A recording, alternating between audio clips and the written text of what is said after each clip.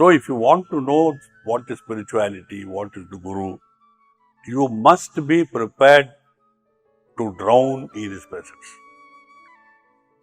But those who go just for a cursory glance to evaluate him and to judge him by what he says, what he does,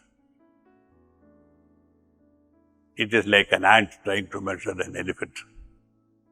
We are not worried about the three blind men, They at least saw something. One blind man saw an elephant as a pillar, another saw it as a wall, third saw it as a rope. They saw something. But if an ant tries to judge an elephant, he doesn't see anything.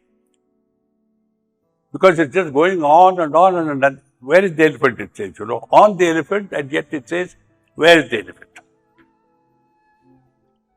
So this is the problem of abhyasis, especially, I am sorry to say, intellectual people who come with their intellects. They are not intelligent. They are not wise, they are only intelligent. And here intelligence is not enough.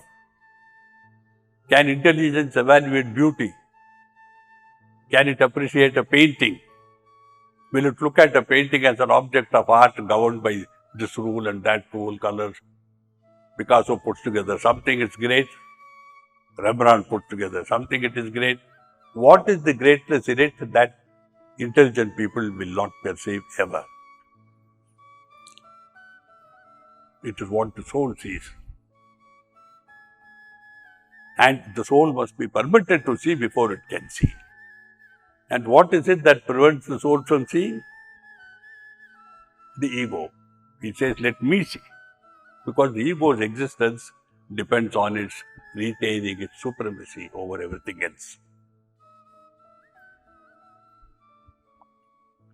Therefore, the approach of the ego, whether in the material life or in spiritual life, is always against the interests of the soul.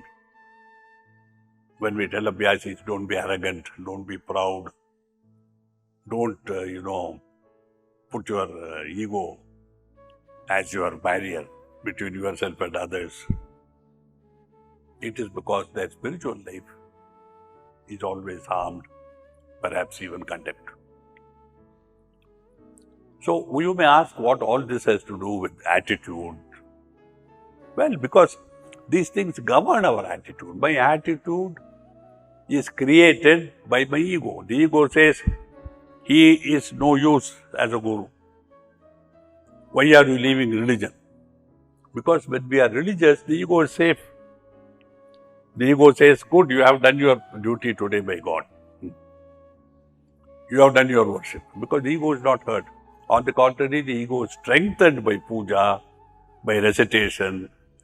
I wonder whether anybody would ever realize the harm that religious practices, not religion, religious practices do to us.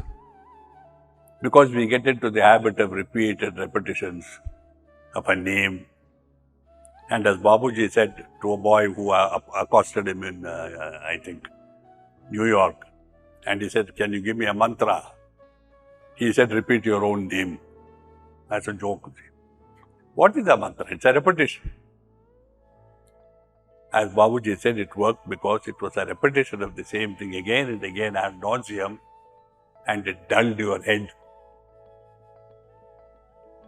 So that is the truth of mantras and repeated recitation of mantras.